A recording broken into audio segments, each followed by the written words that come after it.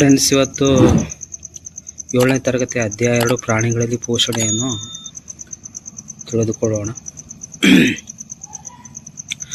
ಸಸ್ಯಗಳೇನಪ್ಪ ಅಂತಂದರೆ ದ್ಯುತಿ ಸಂಶ್ಲೇಷಣೆ ಕ್ರಿಯೆ ಮೂಲಕ ತಮ್ಮ ಆಹಾರವನ್ನು ತಾವೇ ತಯಾರಿಸಿಕೊಳ್ಳುತ್ತವೆ ಎಂಬುದು 1ನೇ ಅಧ್ಯಾಯದಲ್ಲಿ ಏನಪ್ಪ ಅಂತ ನಾವು ಕಲ್ತಿದ್ದೆವು. ಪ್ರಾಣಿಗಳೇನಪ್ಪ ಅಂತಂದ್ರೆ ನೇರವಾಗಿ ಸಸ್ಯಗಳನ್ನು ತಿನ್ನುವ ಅಥವಾ ಸಸ್ಯಾಹಾರಿ ಪ್ರಾಣಿಗಳನ್ನು ತಿನ್ನುವ ಮೂಲಕ ಸಸ್ಯಗಳಿಂದ ತಮ್ಮ ಆಹಾರವನ್ನು ಪಡೆದುಕೊಳ್ಳುತ್ತವೆ ಅಂತ ನಾವೇನಪ್ಪ ಅಂತಂದರೆ ತಿಳಿದುಕೊಂಡಿದ್ದೇವೆ. ಯಾಕಪ್ಪ ಅಂತಂದ್ರೆ ಜೀವಿಗಳು ತಮ್ಮ ದೇಹದ ಬೆಳವಣಿಗೆ, ದುರಸ್ಥಿತಿ ಹಾಗೂ ದೈಹಿಕ ಚಟುವಟಿಕೆಗಳಿಗೆ ಏನಪ್ಪ ಅಂತಂದ್ರೆ ಈ ಆಹಾರವು ಅಗತ್ಯವಾಗಿದೆ. ಆಮೇಲೆ ಪ್ರಾಣಿಗಳಲ್ಲಿ ಪೋಷಕಗಳ ಅಗತ್ಯತೆ, ಸೇವಿಸುವ ವಿಧಾನ, ದೇಹದಲ್ಲಿ ಬಳಕೆ ಏನಪ್ಪ ಅಂತಂದ್ರೆ ಒಳಗೊಂಡಿದೆ. ಆಹಾರದ ಘಟಕಗಳು ನೀವು 6ನೇ ತರಗತಿಯಲ್ಲಿ ಕಲ್ತಿದ್ರಿ. ಕಾರ್ಬೋಹೈಡ್ರೇಟ್ಗಳು, ಪ್ರೋಟೀನ್ಗಳು, ಲಿಪಿಡ್ಗಳು, ವಿಟಮಿನ್ಗಳು, ಖನಿಜಗಳು, ನಾರು, ನೀರು, ಈ ಥರ ಎಲ್ಲ ಏನಪ್ಪ ಅಂತಂದ್ರೆ ಈ ಎಲ್ಲ ಆಹಾರದ ಘಟಕಗಳನ್ನು ನೀವೆಲ್ಲ ಕಲ್ತಿದ್ರಿ.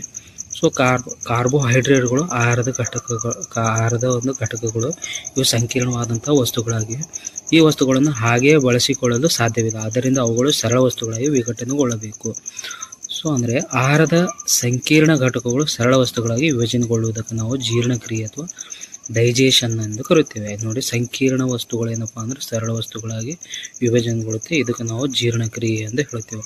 ಈಗ ಆಹಾರ ಸೇವನೆ ಹಲವು ವಿಧಾನಗಳನ್ನು ನೋಡ್ತೀವಿ. ಅಂದರೆ ಬೇರೆ ಬೇರೆ ಜೀವಿಗಳಲ್ಲಿ ಬೇರೆ ಬೇರೆ ವಿಧದ ಏನಪ್ಪ ಅಂತಂದರೆ ಆಹಾರ ಸೇವನೆ ವಿಧಾನಗಳನ್ನು ನೋಡ್ತೀವಿ ನಾವು. ಇಲ್ಲಿ ಹಮ್ಮಿಂಗ್ ಬರ್ಡ್ ಮತ್ತು ಜೇನು ನೊಣಗಳು ಏನಪ್ಪ ಅಂತಂದ್ರೆ ಈ ಮಧುವನ್ನು ಹೀರಿಕೊಳ್ತೇವೆ. ಮನುಷ್ಯ ಮತ್ತು ಇನ್ನಿತರ ಹಲವು ಪ್ರಾಣಿಗಳ ನವಜಾತ ಶಿಶುಗಳು ಏನಪ್ಪ ಅಂತ ತಾಯಿ ಹಾಲನ್ನು ಏನಪ್ಪ ಅಂದ್ರೆ ಕುಡಿತೇವೆ. ಆಮೇಲೆ ಹೆಬ್ಬಾವು ಏನಪ್ಪ ಅಂದ್ರೆ ಹಾವುಗಳನ್ನು ನೇರವಾಗಿ ಏನಪ್ಪ ಅಂದ್ರೆ ನುಂಗ್ತವೆ. ಜಲವಾಸಿಗಳು ತಮ್ಮ ಹತ್ತಿರ ತೇಲುತ್ತಿರುವ ಸಣ್ಣ ಆಹಾರದ ಕಣಗಳನ್ನು ಏನಪ್ಪ ಅಂತ ಸೋಸಿ ತಿನ್ನುತ್ತವೆ. ಇಲ್ಲಿ ಕೋಷ್ಟಕ 2.1 ಆಹಾರ ಸೇವನೆ ಹಲವು ವಿಧಾನಗಳು ಏನಪ್ಪ ಅಂತಂದ್ರೆ ಬರೀರಿ ಅಂತ ಹೇಳ್ತಾರೆ. ಇಲ್ಲಿ ಬಸವನಹುಳು, ಇರುವೆ, ಹದ್ದು, ಹಮ್ಮಿಂಗ್ ಬರ್ಡ್, ಹೇನು, ನೊಣ, ಚಿಟ್ಟೆ, ಸೊಳ್ಳೆ ಈ ಥರ ಏನಪ್ಪ ಅಂತಂದ್ರೆ ಕೊಟ್ಟಿದ್ದಾರೆ. ನೆಕ್ಸ್ಟ್ ಇನ್ನೊಂದು ಮುಖ್ಯವಾದ ಅಂಶ ಏನಪ್ಪ ಅಂದ್ರೆ ಇಲ್ಲಿ 2ನೇ ಮುಖ್ಯವಾದ ಅಂಶ ಮನುಷ್ಯರಲ್ಲಿ ಜೀರ್ಣಕ್ರಿಯೆ ಏನಪ್ಪ ಅಂತಂದ್ರೆ ನೋಡ್ರಿ, ಬಾಯಿಯ ಮೂಲಕ ಆಹಾರ ಸೇವನೆ ಏನಪ್ಪ ಅಂತಂದ್ರೆ ಮೊದಲು ಪ್ರಾರಂಭಗೊಳ್ಳುತ್ತದೆ ಅಂತ ಹೇಳ್ಬೋದು. ಇಲ್ಲಿ ಈ ಜೀರ್ಣಕ್ರಿಯೆ ಏನಿದೆ ಅಲ್ಲ, ಇದೇನಪ್ಪ ಅಂತಂದ್ರೆ ಪ್ರಮುಖವಾಗಿ 6 ಹಂತಗಳನ್ನೇನಪ್ಪ ಅಂತಂದ್ರೆ ನಡೀತದೆ. ಮೊದಲಿಂದ ಬಾಯಿಯ ಕುಹರ, ಅನ್ನನಾಳ, ಜಠರ, ಸಣ್ಣ ಕರಳು, ದೊಡ್ಡ ಕರಳು, ಗುದದ್ವಾರ. ಇವುಗಳ ಮೂಲಕ ಏನಪ್ಪ ಅಂತಂದ್ರೆ ಈ ಆಹಾರ ಏನಪ್ಪ ಅಂದ್ರೆ ಜೀರ್ಣಗೊಳ್ಳುತ್ತದೆ. ಈ ಬಾಯ ಕುಹರ, ಅನ್ನನಾಳ, ಜಠರ, ಸಣ್ಣ ಕರಳು, ದೊಡ್ಡ ಕರಳು, ಗುದದ್ವಾರ ಇವುಗಳಿಗೆ ಏನಪ್ಪ ಅಂತಂದ್ರೆ ಒಂದು ಜೀರ್ಣನಾಳ ಅಥವಾ ಡೈಜೆಸ್ಟಿವ್ ಟ್ರ್ಯಾಕ್ ಅಂತ ಹೇಳ್ತೀವಿ ನಾವು. ಆನಂತರ ಏನಪ್ಪ ಅಂತಂದರೆ ಜೀರ್ಣನಾಳ ಮತ್ತು ಅದಕ್ಕೆ ಸಂಬಂಧಿಸಿದಂತಹ ಗ್ರಂಥಿಗಳಿಗೆ ಸೇರಿ ನಾವೇನಪ್ಪ ಅಂದರೆ ಜೀರ್ಣಾಂಗ ವ್ಯೂಹ ಅಂತ ಹೇಳ್ತೀವಿ. ಈ ಆಹಾರ ಜೀರ್ಣ ಆಗಬೇಕಪ್ಪ ಅಂತಂದ್ರೆ ಕೆಲವು ಗ್ರಂಥಿಗಳು ಏನಪ್ಪ ಅಂದ್ರೆ ಸಹಾಯಕ ಆಗ್ತವೆ. ಉದಾಹರಣೆಗೆ ಲಾಲಾಗ್ರಸಿ ಇರುತ್ತೆ. ಈ ಆಹಾರ ಏನಪ್ಪ ಅಂತ ಮಿಶ್ರಣಗೊಳ್ಳಲು ಸಹಾಯಕ. ಯಕೃತ್ತು, ಮೆದೋಜೀರಕ ಗ್ರಂಥಿ, ಆಮೇಲೆ ಹಲವಾರು ಗ್ರಂಥಿಗಳು ಏನಪ್ಪ ಅಂದ್ರೆ ಜೀರ್ಣಕ್ರಿಯೆಗೆ ಸಹಾಯಕಾರಿಯಾಗಿವೆ ಅಂತ ಹೇಳ್ಬೋದು. ಇಲ್ಲಿ ಒಂದು ಚಿತ್ರ ಕೊಟ್ಟಿದ್ದಾರೆ ನೋಡಿ. ಈ ಚಿತ್ರದಲ್ಲಿ ಏನಪ್ಪ ಅಂತಂದ್ರೆ ಬಾಯಿಯ ಕುಹರ ಇದೆ, ಅದರ ಕೆಳಗಡೆ ಲಾಲಾರಸ ಗ್ರಂಥಿ ಇದೆ. ಆಮೇಲೆ ಅನ್ನನಾಳ ಇದೆ. ಅನ್ನನಾಳ ಏನಪ್ಪ ಅಂದ್ರೆ ಬಾಯಿಯ ಕುಹರ ಮತ್ತು ಏನಪ್ಪ ಅಂತಂದ್ರೆ ಈ ಒಂದು ಜಠರನ ಮಧ್ಯದಲ್ಲಿದೆ. ಆಮೇಲೆ ಆ ಜಠರದ ಪಕ್ಕದಲ್ಲಿ ಏನಪ್ಪ ಅಂತಂದ್ರೆ ಪಿತ್ತಕೋಶ ಮತ್ತು ಯಕೃತ್ತು ಇದೆ. ಆಮೇಲೆ ಜಠರ ಕೆಳಗಡೆ ಮೆದೋಜೀರಕಾಂಗ ಇದೆ. ಆಮೇಲೆ ಈ ಒಂದು ಜಠರದಿಂದ ಈ ದೊಡ್ಡ ಕರಳಿನವರೆಗೆ ಏನಪ್ಪ ಅಂತಂದ್ರೆ ಈ ಸಣ್ಣ ಕರಳು ಏನಪ್ಪ ಅಂತಂದ್ರೆ ಇದೆ ಅಂತ ಹೇಳ್ಬೋದು. ಆ ನಂತರ ಸಣ್ಣ ಕರಳಿನಿಂದ ಗುದದ್ವಾರದವರೆಗೆ ಈ ದೊಡ್ಡ ಕರಳು ಇರುತ್ತದೆ. ಈ ಚಿತ್ರದಲ್ಲಿ ನಾವು ಸ್ಪಷ್ಟವಾಗಿ ನೋಡಬಹುದು. ನೆಕ್ಸ್ಟ್ ಜೀರ್ಣನಾಳದ ವಿವಿಧ ಭಾಗಗಳಲ್ಲಿ ಆಹಾರವು ಏನಾಗ್ತಪ್ಪ ಅಂತ ನೋಡೋಣ ಒಂದೊಂದಾಗಿ. ಬಾಯಿ ಮತ್ತು ಬಾಯಿಯ ಕುಹರದಲ್ಲಿ ಬಾಯಿ ಮೂಲಕ ಆಹಾರವು ದೇಹದ ಒಳಗೆ ಸೇರುತ್ತದೆ. ದೇಹದೊಳಗೆ ಆಹಾರ ಸೇವಿಸುವ ಪ್ರಕ್ರಿಯೆಗೆ ಏನಪ್ಪ ಅಂತಂದ್ರೆ ಆಹಾರ ಸೇವನೆ ಅಥವಾ ಇಂಜೆಷನ್ ಎಂದು ಕರೀತಾರೆ. ಈಗ ಹಲ್ಲು ಮತ್ತು ಶಾಶ್ವತ ಹಲ್ಲುಗಳು ಎದಕ್ಕಂತೀವಪ್ಪ ಅಂತಂದ್ರೆ ಶೈಶವಾವಸ್ಥೆ ಪ್ರಾಥಮಿಕ ಹಲ್ಲುಗಳು ಏನಪ್ಪ ಅಂತಂದ್ರೆ ಬೆಳಿತಾವೆ. ಅಂದರೆ 2 ವರ್ಷದಿಂದ ಏನಪ್ಪ ಅಂತಂದ್ರೆ ಹಲ್ಲುಗಳು ಬೆಳಿತಾವೆ. 6ರಿಂದ 8 ವರ್ಷ ಪ್ರಾಯದ ನಡುವೆ ಏನಪ್ಪ ಅಂತ ಹಲ್ಲುಗಳು ಬಿದ್ದು ಇವುಗಳಿಗೆ ಏನಪ್ಪ ಅಂತಂದ್ರೆ ಹಲ್ಲುಗಳು ಅಂತ ಹೇಳ್ತೀವಿ. ಆ ನಂತರ ಅದ್ರ ಬದಲಿಗೆ ಬರ್ತಕ್ಕಂಥ ಹಲ್ಲುಗಳಿಗೆ ಏನಪ್ಪ ಅಂದ್ರೆ ನಾವು ಶಾಶ್ವತ ಹಲ್ಲುಗಳು ಅಥವಾ ಪರ್ಮನೆಂಟ್ ಟೀತ್ ಅಂತ ಹೇಳ್ತೀವಿ ನಾವು. ಈ ಹಲ್ಲುಗಳು ಏನಪ್ಪ ಅಂತಂದ್ರೆ ಯಾಂತ್ರಿಕವಾಗಿ ಈ ಆಹಾರವನ್ನು ಜಗಿದು ಸಣ್ಣ ಸಣ್ಣ ತುಂಡುಗಳು ಮಾಡಲಿಕ್ಕೆ ಏನಪ್ಪ ಅಂತಂದರೆ ಹಲ್ಲುಗಳು ಸಹಾಯಕಾರಿ ಆಗಿರ್ತವೆ. ಈ ಹಲ್ಲುಗಳೇನಪ್ಪ ಅಂತಂದ್ರೆ ಬೇರೆ ಬೇರೆ ವಿಧದ ಹಲ್ಲುಗಳನ್ನು ನಾವು ನೋಡ್ತೀವಿ. ದವಡೆ ಹಲ್ಲುಗಳು ನೋಡಿ, ದವಡೆ ಹಲ್ಲುಗಳೇನಪ್ಪ ಅಂತಂದ್ರೆ ಒಟ್ಟು ನಮಗೆ ಈ ಕಡೆ ಏನಪ್ಪ ಅಂತಂದ್ರೆ 12 ದವಡೆ ಹಲ್ಲುಗಳು ನಾವು ನೋಡ್ತೇವೆ. ಆಮೇಲೆ ಕಿರು ದವಡೆ ಏನಪ್ಪ ಅಂತಂದ್ರೆ ಟೋಟಲ್ ನಮಗೆ 8 ಕಿರು ದವಡೆ ಹಲ್ಲುಗಳು ನೋಡ್ತೇವೆ. ಆಮೇಲೆ ಕೋರೆ ಹಲ್ಲು ಏನಪ್ಪ ಅಂದ್ರೆ 4 ನೋಡ್ತೇವೆ. ಬಾಚೆ ಹಲ್ಲು ಏನಪ್ಪ ಅಂತಂದ್ರೆ 8 ನೋಡ್ತೇವೆ ನಾವು. ನೆಕ್ಸ್ಟ್ ಇದು ಏನಪ್ಪ ಅಂತಂದ್ರೆ ಹಲ್ಲಿನ ಜೋಡಣೆ. ನೆಕ್ಸ್ಟ್ ನಮಗೆ ಇಲ್ಲಿ ತುಂಡು ಮಾಡುವ ಮತ್ತು ಕಚ್ಚುವ ಹಲ್ಲುಗಳು ಯಾವಪ್ಪ ಅಂತಂದ್ರೆ ಬಾಚೆ ಹಲ್ಲುಗಳು ಏನಪ್ಪ ಅಂತಂದ್ರೆ ತುಂಡು ಮಾಡುವ ಮತ್ತು ಕಚ್ಚುವ ಹಲ್ಲುಗಳು ಇರ್ತವೆ. ಚುಚ್ಚುವ ಮತ್ತು ಹರಿಯುವ ಹಲ್ಲುಗಳು ಏನಪ್ಪ ಕೋರೆ ಹಲ್ಲುಗಳು ಇರ್ತವೆ. ಜಗಿಯುವ ಮತ್ತು ಅರೆಯುವ ಹಲ್ಲುಗಳು ಯಾವಪ್ಪ ಅಂತಂದ್ರೆ ಕಿರು ದವಡೆ ಮತ್ತು ದವಡೆ ಹಲ್ಲುಗಳು ಏನಪ್ಪ ಅಂತಂದ್ರೆ ಆಹಾರವನ್ನು ಜಗಿಯಲು ಮತ್ತು ಅರೆಯಲು ಏನಪ್ಪ ಅಂತಂದ್ರೆ ಇವು ಸಹಕಾರಿಯಾಗಿವೆ ಅಂತ ಹೇಳ್ಬೋದು. ಇದು ಬೆನೆಡಿಕ್ಟ್ ಟೆಸ್ಟ್ ಅಯೋಡಿನ್ ಏನಪ್ಪ ಈ ಅಯೋಡಿನ್ ಪರೀಕ್ಷೆ ಏನಪ್ಪ ಅಂತಂದ್ರೆ ಕೊಟ್ಟಿದ್ದಾರೆ. ಎ ಮತ್ತು ಬಿ ಎಂಬ ಒಂದು 2 ಬೀಕರ್ಗಳನ್ನು ಕೊಟ್ಟಿದ್ದಾರೆ. ಅದರಲ್ಲಿ ಏನಪ್ಪ ಅಂತಂದ್ರೆ ಒಂದು ಜಗಿಯಲ್ಪಟ್ಟ ಅನ್ನ ಹಾಕಬೇಕು, ಇನ್ನೊಂದರಲ್ಲಿ ಏನಪ್ಪ ಅಂದ್ರೆ ಸಾದಾ ಅನ್ನವನ್ನು ಹಾಕಬೇಕು. ಆಮೇಲೆ ಏನಪ್ಪ ಅಂತಂದ್ರೆ 2ರಲ್ಲಿ ಏನಪ್ಪ ಅಂತಂದ್ರೆ 3 ರಿಂದ 4 ಮಿಲಿ ಲೀಟರ್ನಷ್ಟು ನೀರು ಹಾಕಬೇಕು. ಆನಂತರ ಅದರೊಳಗೆ 2-3 ಹನಿ ಏನಪ್ಪ ಅಂದ್ರೆ ಅಯೋಡಿನ್ ದ್ರಾವಣ ಹಾಕಬೇಕು. ಆ ನಂತರ ಏನಪ್ಪ ಅಂತಂದ್ರೆ ಒಂದು 3 ರಿಂದ 5 ನಿಮಿಷ ಹಂಗೆ ಬಿಟ್ಟಿದ ನಂತರ ಏನಾಗುತ್ತಪ್ಪ ಅಂತಂದ್ರೆ ಈ ಒಂದು ಇದರಲ್ಲಿರ್ತಕ್ಕಂತಹ ಈ ಒಂದು ಅನ್ನ ಇರುತ್ತಲ್ಲ ಅದರ ಬಣ್ಣ ಏನಪ್ಪ ಅಂದ್ರೆ ಬದಲಾವಣೆ ಆಗುತ್ತೆ. ಜಗಿಲ್ಪಟ್ಟ ಅನ್ನ ಏನಪ್ಪ ಅಂತಂದ್ರೆ ಬದಲಾವಣೆ ಯಾಕಪ್ಪ ಅಂತಂದ್ರೆ ಅದರಲ್ಲಿರ್ತಕ್ಕಂತಹ ಕಾರ್ಬೋಹೈಡ್ರೇಟ್ಗಳು ಏನಪ್ಪ ಅಂತಂದ್ರೆ ಆ ಒಂದು ಲಾಲಾರಸ ಗ್ರಂಥಿಗಳು ಏನಪ್ಪ ಅಂತಂದ್ರೆ ಹೀರ್ಕೊಳ್ತಾವ. ಹಾಗಾಗಿ ಏನಪ್ಪ ಅಂತಂದ್ರೆ ಜಗಿಲ್ಪಟ್ಟ ಆಹಾರ ಈ ಅನ್ನ ಏನಪ್ಪ ಅಂತಂದ್ರೆ ಅನ್ನದಲ್ಲಿರ್ತಕ್ಕಂಥ ಒಂದು ಕಾರ್ಬೋಹೈಡ್ರೇಟ್ಗಳನ್ನು ಹೀರಿಕೊಳ್ಳೋದೇನಪ್ಪ ಅಂತಂದ್ರೆ ಲಾಲಾರಸ ಗ್ರಂಥಿ ಸಹಾಯಕಾರಿಯಾಗಿದೆ ಅಂತ ಹೇಳ್ಬೋದು. ನೆಕ್ಸ್ಟ್ ಏನಪ್ಪ ಅಂತಂದರೆ ಹಲ್ಲುಗಳಿಗೆ ಏನಪ್ಪ ಅಂತಂದ್ರೆ ನಮ್ಮ ಬಾಯಲ್ಲಿ ಬ್ಯಾಕ್ಟೀರಿಯಾಗಳು ಇರ್ತವೆ. ಬ್ಯಾಕ್ಟೀರಿಯಾಗಳು ಏನಪ್ಪ ಅಂತಂದ್ರೆ ಹಾನಿಕಾರ ಇರೋದಿಲ್ಲ. ಆದರೆ ನಾವು ಸಿಹಿ ತಿನಿಸುಗಳನ್ನು ತಿಂದಾಗ ಏನಾಗ್ತಪ್ಪ ಅಂತಂದರೆ ಹಲ್ಲುಗಳನ್ನು ಚೆನ್ನಾಗಿ ಸ್ವಚ್ಛಗೊಳಿಸದೇ ಇದ್ದಾಗ ಬಾಯಲ್ಲಿರ್ತಕ್ಕಂಥ ಬ್ಯಾಕ್ಟೀರಿಯಾಗಳು ಏನಪ್ಪ ಅಂತಂದರೆ ಈ ಸಿಹಿ ತಿನಿಸುಗಳೊಂದಿಗೆ ಬೆರೆತು ಏನಪ್ಪ ಅಂತಂದರೆ ಈ ಹಲ್ಲುಗಳನ್ನು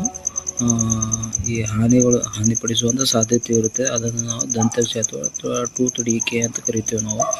ಸಿಹಿ ತಿಂಡಿ, ಚಾಕ್ಲೇಟ್ಗಳು, ತಂಪು ಪಾನೀಯಗಳು, ಇನ್ನಿತರ ಸಿಹಿ ಪದಾರ್ಥಗಳು ದಂತಕ್ಷಯಕ್ಕೆ ಏನಪ್ಪ ಅಂದರೆ ಮುಖ್ಯ ಕಾರಣ ಆಗಿರ್ತವೆ. ಅದಕ್ಕೋಸ್ಕರ ನಾವು ಡೈಲಿ 2 ಟೈಮ್ಸ್ ಬ್ರಷ್ ಮಾಡಬೇಕು. ಮಾರ್ನಿಂಗು ಮತ್ತು ಈವ್ನಿಂಗ್ ಏನಪ್ಪ ಅಂತಂದ್ರೆ ನಾವು ಬ್ರಷ್ ಮಾಡಬೇಕು ಮತ್ತು ಹಲ್ಲುಗಳನ್ನು ಸ್ವಚ್ಛವಾಗಿ ಇಟ್ಟುಕೊಳ್ಳಬೇಕು. ಸೊ ಆ ನಂತರ ಏನಪ್ಪ ಅಂತಂದರೆ ಇದು ನಾಲಿಗೆ ಬಗ್ಗೆ ಸ್ವಲ್ಪ ಮಾಹಿತಿಯನ್ನು ಕೊಟ್ಟಿದ್ದಾರೆ. ನಾಲಿಗೆಯ ವಿವಿಧ ಭಾಗಗಳೇನಪ್ಪ ಅಂತ ವಿವಿಧ ಗುಣಲಕ್ಷಣಗಳನ್ನು ಹೊಂದಿವೆ. ಸೊ ಇಲ್ಲಿ ಸಕ್ಕರೆ ದ್ರಾವಣ, ಅಡಿಗೆ ಉಪ್ಪು, ನಿಂಬೆ ರಸ, ಜಜ್ಜಿದ ಬೇವಿನ ಎಲೆ ಅಥವಾ ಹಾಗಲಕಾಯಿ ರಸ ಅಂತ ನೋಡಿ. ಇಲ್ಲಿ ನಾಲಿಗೆ ಏನಿದೆ ಅಲ್ಲ, ನಾಲಿಗೆ ಈ ಒಂದು ಮುಂಭಾಗ ಇದೆ ಅಲ್ಲ, ಮುಂಭಾಗ ಏನಪ್ಪ ಅಂತಂದರೆ ಈ ರುಚಿಯನ್ನು ನೋಡಲು ಏನಪ್ಪ ಅಂದರೆ ಸಹಾಯಕಾರಿಯಾಗಿರುತ್ತೆ. ಅದರ ಪಕ್ಕದಲ್ಲಿರ್ತಕ್ಕಂಥ ಭಾಗ ಏನಪ್ಪ ಅಂತಂದ್ರೆ ಉಪ್ಪಿನ ಏನಪ್ಪ ಅಂತಂದ್ರೆ ಉಪ್ಪಿನ ಒಂದು ರುಚಿಯನ್ನು ನೋಡಲು ಸಹಾಯಕಾರಿಯಾಗಿರುತ್ತೆ. ಅದು ಆದ ನಂತರ ಏನಪ್ಪ ಅಂದ್ರೆ 3ನೇದು ಏನಪ್ಪ ಅಂತಂದ್ರೆ ಭಾಗ ಅದು ನಿಂಬೆ ರಸ ಏನಪ್ಪ ಅಂತಂದ್ರೆ ಹುಳಿಯಾಗಿರ್ತಕ್ಕಂಥ ಭಾಗವನ್ನು ಏನಪ್ಪ ಅಂತಂದ್ರೆ ಅದು ನೋಡಲು ಸಹಾಯ. ಆಮೇಲೆ ಕೊನೆಯ ನಾಲಿಗೆ ಏನಪ್ಪ ಅಂತಂದ್ರೆ ಕೊನೆಯ ಭಾಗ ಅದೇನಪ್ಪ ಅಂತಂದ್ರೆ ಬೇವಿನ ಎಲೆ ಏನಪ್ಪ ಅಂದ್ರೆ ಕಹಿ ಒಂದು ಕಹಿಯಾದಂಥ ಒಂದು ಅನುಭವ ನೋಡಲಿಕ್ಕೆ ಏನಪ್ಪ ಸಹಾಯಕಾರಿಯಾಗಿದೆ ಅಂತ ಹೇಳ್ಬೋದು ನಾವು. ಅಂದರೆ ಸಿಹಿ, ಉಪ್ಪು, ಹುಳಿ, ಕಹಿ ಪದಾರ್ಥಗಳು ರುಚಿಯನ್ನು ನಾಲಿಗೆ ಭಾಗಗಳು ಏನಪ್ಪ ಅಂದರೆ ಸಹಾಯಕಾರಿಯಾಗಿರ್ತವೆ. ಸೊ ನೆಕ್ಸ್ಟ್ ಅನ್ನನಾಳ ನೋಡಿ. ಅನ್ನನಾಳ ಏನಪ್ಪ ಅಂತಂದ್ರೆ ನಾವು ನುಂಗುವಂಥ ಆಹಾರವೇನಪ್ಪ ಅಂತ ಅನ್ನನಾಳವನ್ನು ಪ್ರವೇಶಿಸುತ್ತದೆ. ಈ ಅನ್ನನಾಳ ಏನಪ್ಪ ಅಂತ ಕತ್ತು ಮತ್ತು ಎದೆ ಭಾಗದ ಉದ್ದಕ್ಕೆ ಏನಪ್ಪ ಇರ್ತದೆ ಅಂತ ಹೇಳ್ಬೋದು. ಸೊ ಇಲ್ಲಿ ನಿಮಗೆ ಚಿತ್ರ ಕೊಟ್ಟಿದ್ದಾನೆ ನೋಡ್ರಿ. ಆಹಾರ ಏನಪ್ಪ ಅಂತ ಅನ್ನನಾಳದ ಮೂಲಕ ಏನಪ್ಪ ಅಂದರೆ ಜಠರಕ್ಕೆ ಪ್ರವೇಶ ಮಾಡುತ್ತದೆ. ಸೊ ಅದೇನಪ್ಪ ಅಂತಂದರೆ ಕೆಳಮುಖವಾಗಿ ಅದು ಚಲನೆ ಮಾಡುತ್ತದೆ ಅಂತ ಹೇಳ್ಬೋದು. ಸೊ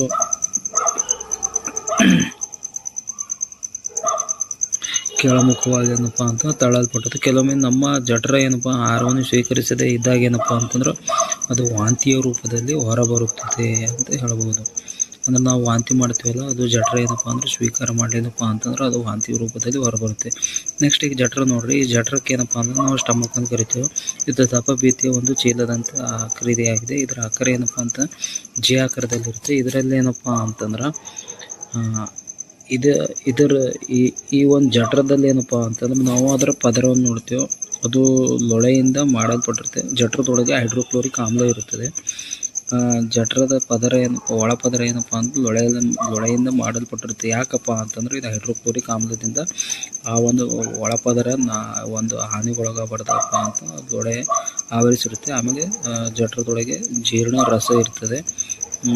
ಜೀರ್ಣ ರಸ ಏನಪ್ಪ ಅಂದ್ರೆ ಸ್ರವಿಕೆ ಆಗ್ತಿರುತ್ತೆ. ಅದೇ ಈ ಲೊಳೆ ಏನಪ್ಪ ಅಂದ್ರೆ ಜಠರ ಪದರವನ್ನು ರಕ್ಷಿಸ್ತಾ ಇರುತ್ತೆ. ಆಹಾರ ಜೊತೆ ದೇಹದೊಳಗೆ ಸೇರೋ ಹಲವು ಬ್ಯಾಕ್ಟೀರಿಯಾಗಳಿಗೆ ಏನಪ್ಪ ಅಂತಂದ್ರೆ ಈ HCl ಹೈಡ್ರೋಕ್ಲೋರಿಕ್ ಆಮ್ಲ ಏನಪ್ಪ ಅಂತಂದರೆ ಈ ಸೂಕ್ಷ್ಮಾಣು ಜೀವಿಗಳನ್ನು ಬ್ಯಾಕ್ಟೀರಿಯಾಗಳನ್ನು ಕೊಲ್ಲುತ್ತದೆ.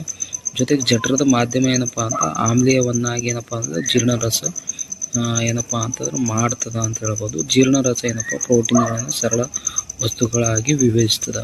ಅಂದ್ರೆ ಜಠರದಲ್ಲಿ ಈ ಪ್ರೋಟೀನ್ ಏನಪ್ಪ ಅಂತಂದ್ರೆ ಸರಳ ವಸ್ತುಗಳಾಗಿ ವಿಭಜಿಸಲ್ಪಡುತ್ತೆ. ಈಗ ಸಣ್ಣ ಕರಳು ನೋಡಿ, ಈ ಸಣ್ಣ ಕರಳು ಸಾಮಾನ್ಯವಾಗಿ ಏನಪ್ಪ ಅಂದ್ರೆ 7.5 ಮೀಟರ್ ಉದ್ದ ಇರ್ತವೆ ಸರಿ ಸುಮಾರಾಗಿ. ಈ ಸ್ಮಾಲ್ ಇಂಟೆಸ್ಟೈನ್ ಅಂತ ಹೇಳ್ತೀವಿ ನಾವು. ನೆಕ್ಸ್ಟ್ ಯಕೃತ್ ಇದೆ. ಯಕೃತ್ ಮತ್ತು ಮೆದೋಜೀರಕ ಅಂಗಗಳಿಂದ ಏನಪ್ಪ ಅಂತ ಸ್ರವಿಕೆಗಳನ್ನು ಏನಪ್ಪ ಅಂತ ಪಡೆಯುತ್ತದೆ. ಜೊತೆಗೆ ಅದರ ಭಿತ್ತಿ ಏನಪ್ಪ ರಸಗಳನ್ನು ಸ್ರವಿಸ್ತದೆ ಅಂತ ಹೇಳ್ಬೋದು. ಜಠರದ ಮೇಲುಗಳು ಬಲಬದಿಯಲ್ಲಿ ಇರುವಂಥ ಕೆಂಪು ಮಿಶ್ರ ಕಂದು ಬಣ್ಣದ ಗ್ರಂಥಿ ಏನಪ್ಪ ಅಂದರೆ ಯಕೃತ್. ಇದು ದೇಹದ ಅತ್ಯಂತ ದೊಡ್ಡ ಗ್ರಂಥಿಯಾಗಿದೆ. ದೇಹದ ಅತ್ಯಂತ ದೊಡ್ಡ ಗ್ರಂಥಿ ಯಾವುದು ಅಂತ ಕೇಳಿದಾಗ ನೀವು ಯಕೃತು ಅಂತ ಹೇಳಬೇಕು. ಆನಂತರ ಇದೇನಪ್ಪ ಅಂದ್ರೆ ಪಿತ್ತರಸ ಅಥವಾ ಬೈಲ್ ಜ್ಯೂಸ್ ಅನ್ನು ಏನಪ್ಪ ಅಂದರೆ ಸ್ರವಿಸ್ತದೆ. ಯಕೃತ್ ಏನಪ್ಪ ಅಂದ್ರೆ ಬೈಲ್ ಜ್ಯೂಸ್. ಪಿತ್ತರಸವು ಒಂದು ಸಂಚೆ ಅಥವಾ ಚೀಲದಂತಹ ಪಿತ್ತಕೋಶ, ಗಾಲ್ ಬ್ಲ್ಯಾಡರ್ ಅಂತ ಹೇಳ್ತಾರೆ. ಅದಕ್ಕೆ ಪಿತ್ತಕೋಶದಲ್ಲಿ ಸಂಗ್ರಹವಾಗಿರುತ್ತೆ. ಪಿತ್ತರಸ ಏನಪ್ಪ ಅಂತಂದ್ರೆ ಪಿತ್ತಕೋಶದಲ್ಲಿ ಸಂಗ್ರಹ ಆಗಿರ್ತದೆ. ಪಿತ್ತರಸ ಏನಪ್ಪ ಅಂದ್ರೆ ಕೊಬ್ಬಿನ ಜೀರ್ಣಕ್ರಿಯೆಯಲ್ಲಿ ಮಹತ್ತರ ಪಾತ್ರವನ್ನು ಏನಪ್ಪ ಅಂತಂದ್ರೆ ವಹಿಸ್ತದೆ ಅಂತ ಹೇಳ್ಬೋದು. ಪಿತ್ತರಸ ಏನಪ್ಪ ಅಂತ ಕೊಬ್ಬಿನ ಜೀರ್ಣಕ್ರಿಯೆಯಲ್ಲಿ ಮಹತ್ತರ ಪಾತ್ರವನ್ನು ವಹಿಸ್ತದೆ. ಮೇದೋಜೀರಕಾಂಗ ಜಠರದ ಕೆಳಗಡೆ ಕಂಡುಬರುವ ಕೆನೆ ಬಣ್ಣದ ದೊಡ್ಡ ಗ್ರಂಥಿಯಾಗಿದೆ. ಕಾರ್ಬೋಹೈಡ್ರೇಟು, ಕೊಬ್ಬು, ಪ್ರೋಟೀನ್ಗಳ ಮೇಲೆ ಮೇದೋಜೀರಕ ರಸವು ವರ್ತಿಸಿ ಅವುಗಳನ್ನು ಸರಳ ರೂಪಕ್ಕೆ ಪರಿವರ್ತನೆ ಮಾಡ್ತದೆ ಅಂತ ಹೇಳ್ಬೋದು ನಾವು. ಈ ಮೇದೋಜೀರಕಾಂಗ ಏನಪ್ಪ ಅಂದ್ರೆ ಕಾರ್ಬೋಹೈಡ್ರೇಟು, ಕೊಬ್ಬು, ಪ್ರೋಟೀನ್ಗಳನ್ನ ಏನಪ್ಪ ಅಂತಂದ್ರೆ ಸರಳ ವಸ್ತುಗಳಾಗಿ ಮಾಡುತ್ತೆ ಅಂತ ಹೇಳ್ಬೋದು. ನೆಕ್ಸ್ಟ್ ಅರೆ ಜೀರ್ಣಿತ ಆಹಾರವು ಈಗ ಸಣ್ಣ ಕರುಳಿನ ಕೆಳಭಾಗವನ್ನು ತಲುಪುತ್ತದೆ. ಇಲ್ಲಿ ಕರುಳಿನ ಜೀರ್ಣರಸ ಆಹಾರದ ಎಲ್ಲ ಘಟಕಗಳ ಜೀರ್ಣಕ್ರಿಯೆಯನ್ನು ಏನಪ್ಪ ಅಂದ್ರೆ ಪೂರ್ಣಗೊಳಿಸ್ತದೆ. ಕಾರ್ಬೋಹೈಡ್ರೇಟ್ಗಳು ಏನಪ್ಪ ಅಂದ್ರೆ ಗ್ಲೂಕೋಸ್ನಂಥ ಸರಳ ಸಕ್ಕರೆಗಳಾಗ್ತವೆ ಕಾರ್ಬೋಹೈಡ್ರೇಟ್ಗಳು. ಇದು ಭಾಳ ಇಂಪಾರ್ಟೆಂಟ್ ಅದು ನೋಡ್ರಿ. ನೆಕ್ಸ್ಟ್ ಏನಪ್ಪ ಅಂತಂದ್ರೆ ಈ ಕೊಬ್ಬು ಏನಪ್ಪ ಅಂತಂದ್ರೆ ಕೊಬ್ಬಿನ ಆಮ್ಲ ಮತ್ತು ಗ್ಲಿಸರಾಲ್ ಆಗಿ ಏನಪ್ಪ ಅಂತಂದ್ರೆ ಪರಿವರ್ತನೆ ಆಗ್ತದೆ ಅಂತ ಹೇಳ್ಬೋದು. ಇಲ್ಲಿ ಕಾರ್ಬೋಹೈಡ್ರೇಟ್ಗಳು ಗ್ಲೂಕೋಸ್ನಂಥ ಸರಳ ಸಕ್ಕರೆಗಳಾಗ್ತದೆ. ಕೊಬ್ಬು ಏನಪ್ಪ ಅಂದ್ರೆ ಕೊಬ್ಬಿನ ಆಮ್ಲ ಮತ್ತು ಗ್ಲಿಸರಾಲ್ಗಳಾದರೆ ಪ್ರೋಟೀನ್ ಏನಪ್ಪ ಅಂತಂದ್ರೆ ಅಮೈನೋ ಆಮ್ಲಗಳಾಗಿ ಏನಪ್ಪ ಅಂತಂದ್ರೆ ಪರಿವರ್ತನೆ ಆಗ್ತದೆ ನೋಡಿ. ಈ ಸಣ್ಣ ಕರುಳಿನಲ್ಲಿ ಹೀರಿಕೆ. ಜೀರ್ಣಗೊಂಡ ಆಹಾರವು ಕರುಳಿನ ಭಿತ್ತಿಯಲ್ಲಿರುವ ರಕ್ತನಾಳವನ್ನು ಈಗ ಸೇರಬಲ್ಲದು. ಈ ಪ್ರಕ್ರಿಯೆಗೆ ಏನಪ್ಪ ಅಂತಂದ್ರೆ ಹೀರಿಕೆ ಅಥವಾ ಅಬ್ಸಾರ್ಪ್ಷನ್ ಅಂತ ಹೇಳ್ತೇವೆ ನಾವು. ಸಣ್ಣ ಕರುಳಿನ ಒಳ ಭಿತ್ತಿ ಸಾವಿರಾರು ಬೆರಳಿನಾಕಾರದ ರಚನೆಗಳನ್ನು ಹೊಂದಿದೆ. ಅವುಗಳಿಗೆ ನಾವೇನಪ್ಪ ಅಂತಂದ್ರೆ ವಿಲ್ಲೈಗಳು ಅಂತ ಕರಿತೇವೆ ನಾವು. ಅಂದ್ರೆ ಸಣ್ಣ ಕರುಳಿನೊಳಗೆ ವಿಲ್ಲೈಗಳು ಎಂಬ ರಚನೆಗಳಿವೆ. ಅವುಗಳೇನಪ್ಪ ಅಂತಂದ್ರೆ ಈ ಒಂದು ಪೋಷಕಾಂಶಗಳನ್ನು ಹೀರಿಕೊಳ್ಳಲೇನಪ್ಪ ಅಂತಂದ್ರೆ ಸಹಾಯ ಮಾಡುತ್ತದೆ ಅಂತ ಹೇಳ್ಬೋದು ನಾವು. ಈ ಹೀರಲ್ಪಟ್ಟ ಈ ಒಂದು ಆಹಾರ ಪದಾರ್ಥ ರಕ್ತನಾಳದ ಮೂಲಕ ದೇಹದ ಬೇರೆ ಬೇರೆ ಅಂಗಗಳಿಗೆ ಏನಪ್ಪ ಅಂತಂದ್ರೆ ಸಾಗಾಣಿಕೆ ಆಗ್ತದೆ. ಅಲ್ಲಿ ಅವುಗಳು ದೇಹದ ಅಗತ್ಯವಾದ ಪ್ರೋಟೀನ್ಗಳಂತಹ ಸಂಕೀರ್ಣ ವಸ್ತುಗಳಾಗಿ ಜೋಡಣೆಗೊಳ್ಳುತ್ತವೆ. ಇದನ್ನು ನಾವು ಸಾಂದ್ರೀಕರಣ ಅಥವಾ ಅಸಿಮಿಲೇಷನ್ ಎಂದು ಕರಿತೀವಿ ನಾವು. ಜೀವಕೋಶಗಳಲ್ಲಿ ಆಕ್ಸಿಜನ್ ಸಹಾಯದೊಂದಿಗೆ ಗ್ಲೂಕೋಸು, ಕಾರ್ಬನ್ ಡೈಆಕ್ಸೈಡು ನೀರಾವಿ ವಿಭಜನೆಗೊಳ್ಳುತ್ತದೆ. ಜೊತೆಗೆ ಶಕ್ತಿಯು ಬಿಡುಗಡೆ ಆಗುತ್ತದೆ. ಹೀರದೆ ಉಳಿದ ಅಥವಾ ಜೀರ್ಣಗೊಳ್ಳದೆ ಉಳಿದ ಆಹಾರವು ದೊಡ್ಡ ಕರಳಿಗೆ ಏನಪ್ಪ ಅಂತಂದ್ರೆ ಪ್ರವೇಶಿಸ್ತದೆ. ಅಂದ್ರೆ ಯಾವುದು ಹೀರಲ್ಪಡಲ್ಲ ಅಂಥ ಆಹಾರ ಏನಪ್ಪ ಅಂತಂದ್ರೆ ಮುಂದೆ ದೊಡ್ಡ ಕರಳಿಗೆ ಏನಪ್ಪ ಅಂತಂದ್ರೆ ಪ್ರವೇಶಿಸ್ತದೆ. ಈಗ ದೊಡ್ಡ ಕರಳು ಏನಪ್ಪ ಅಂದ್ರೆ ಸರಿಸುಮಾರು 1.5 ಮೀಟರ್ನಷ್ಟು ಉದ್ದ ಇರ್ತದೆ. 7.2 ಮೀಟರ್ ಸಣ್ಣ ಕರಳು ಇದ್ದರೆ ಇದು 1.5 ಮೀಟರ್ನಷ್ಟು ಉದ್ದ ಇರ್ತದೆ ದೊಡ್ಡ ಕರಳು, ಲಾರ್ಜ್ ಇಂಟೆಸ್ಟೈನ್. ಇದು ಸಣ್ಣ ಕರಳಿಗಿಂತ ಏನಪ್ಪ ಅಂದ್ರೆ ಅಗಲವಾಗಿರುತ್ತೆ, ಉದ್ದ ಏನಪ್ಪ ಅಂದ್ರೆ ಕಡಿಮೆ ಇರ್ತದೆ. ಜೀರ್ಣಗೊಳ್ಳದ ಆಹಾರದಿಂದ ಇದು ನೀರು ಮತ್ತು ಲವಣಗಳನ್ನೇನಪ್ಪ ಅಂತಂದರೆ ಇದು ಹೀರಿಕೊಳ್ಳುತ್ತದೆ. ದೊಡ್ಡ ಕರಳು ಏನಪ್ಪ ಅಂತಂದರೆ ಹೀರಿಕೊಳ್ಳುತ್ತದೆ. ಉಳಿದ ತ್ಯಾಜ್ಯ ಏನಪ್ಪ ಅಂದ್ರೆ ಗುದನಾಳವನ್ನು ಸೇರುತ್ತದೆ.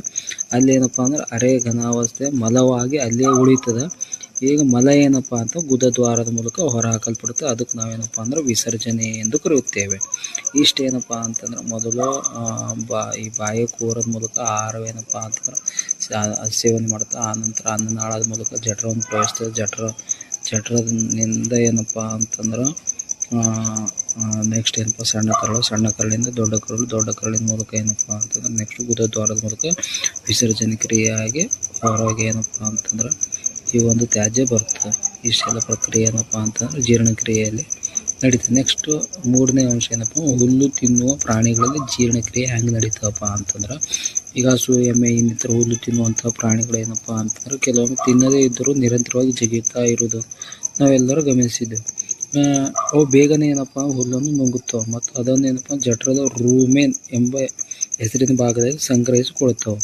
ಇಲ್ಲಿ ಆಹಾರ ಏನಪ್ಪ ಅಂದ್ರೆ ಅರೆ ಜೀರ್ಣಕ್ರಿಯೆ ಒಳಗಾಗ್ತದೆ. ಇದನ್ನು ನಾವು ಮೆಲುಕು ಎಂದು ಕರಿತೇವೆ.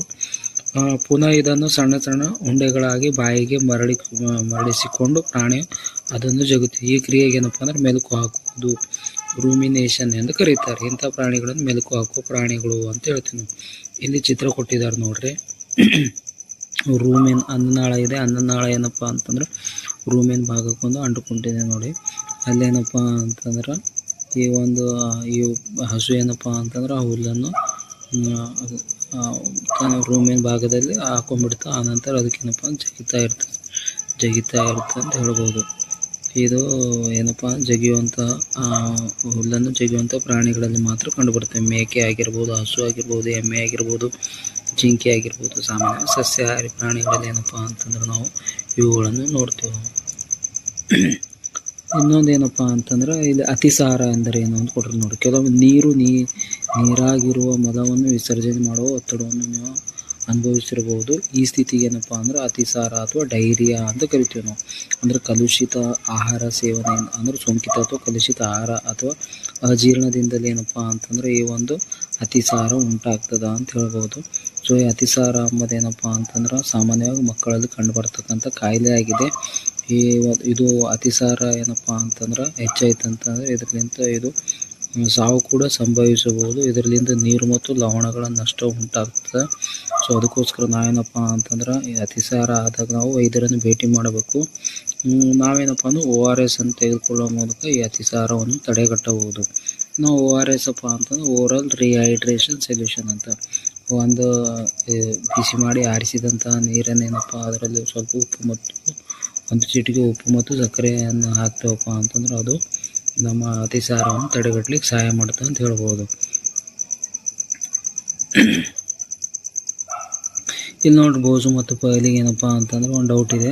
ಆಹಾರ ಸೇವಿಸಿದ ಸಮಯದಲ್ಲಿ ಈ ಪ್ರಾಣಿಗಳ ಆಹಾರವನ್ನು ಸರಿಯಾಗಿ ಜಗಿಯಲು ಏಕೆ ಸಾಧ್ಯವಾಗುವುದಿಲ್ಲ ಎಂಬುದನ್ನು ಪೈಲಿ ತಿಳಿಬಯಸ್ತಾಳೆ. ಸೆಲ್ಯುಲೋಸನ್ನು ಆಕಳುಗಳಂತೆ ನಾವು ಏಕೆ ಜೀರ್ಣಿಸಿಕೊಳ್ಳಲಾಗುವುದಿಲ್ಲ ಎಂಬುದೇನಪ್ಪ ಅಂದ್ರೆ ಬೋಜು ಏನಪ್ಪ ಅಂತಂದ್ರೆ ಅವನಿಗೆ ಒಂದು ಡೌಟ್ ಬರ್ತದೆ. ಈ ಹುಲ್ಲಿನಲ್ಲಿ ಏನಪ್ಪ ಅಂತಂದ್ರೆ ಸೆಲ್ಯುಲೋಸ್ ಇರ್ತದೆ. ಇದು ಸೆಲ್ಯುಲೋಸ್ ಎಂಬುದೇನಪ್ಪ ಅಂತಂದ್ರೆ ಕಾರ್ಬೋಹೈಡ್ರೇಟ್ನಿಂದ ಮಾಡಲ್ಪಟ್ಟಂತಹ ಒಂದು ಆಹಾರದ ಘಟಕವಾಗಿದೆ. ಹಸು, ಜಿಂಕೆ ಇತ್ಯಾದಿ ಮೆಲುಕು ಹಾಕುವ ಪ್ರಾಣಿಗಳಲ್ಲಿ ಏನಪ್ಪ ರೂಮಿನಲ್ಲಿರುವ ಬ್ಯಾಕ್ಟೀರಿಯಾ ಸೆಲ್ಯುಲೋಸನ್ನು ಜೀರ್ಣಿಸಲು ಸಹಾಯ ಮಾಡುತ್ತದೆ.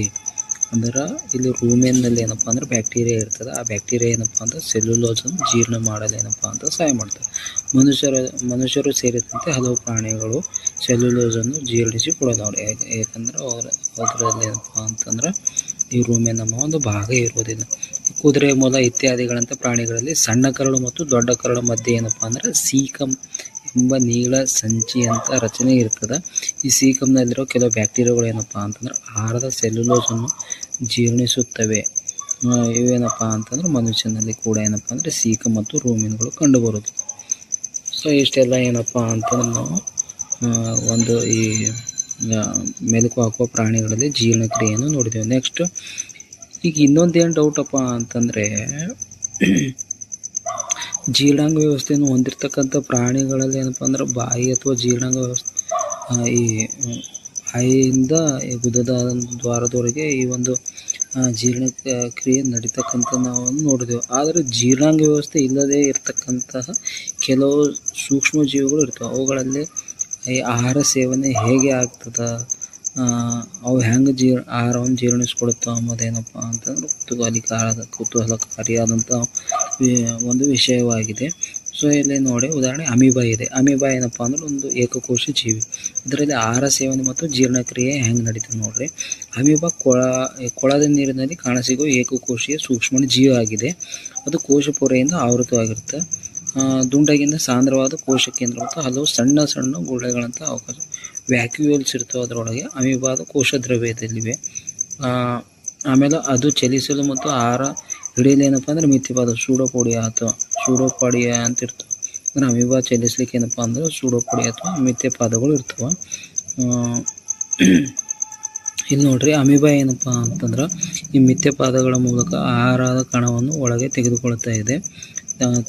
ಅಲ್ಲಿ ಆಹಾರ ರಸಧಾನ್ಯಗಳೇನಪ್ಪ ಅಂತಂದ್ರೆ ಅದನ್ನು ತೊಗೊಂಡ್ಬಿಟ್ಟು ಅದರಿಂದ ಏನಪ್ಪ ಅಂತಂದ್ರೆ ಪೋಷಕಾಂಶಗಳನ್ನು ತೆಗೆದುತ್ತಾ ಆನಂತರ ಏನಪ್ಪ ಅಂತಂದ್ರೆ ಅದನ್ನು ದೇಹದಿಂದ ಏನಪ್ಪ ಅಂದ್ರೆ ಕೋಶದಿಂದ, ಜೀವಕೋಶದಿಂದ ಹೊರ ಹಾಕ್ತವೆ.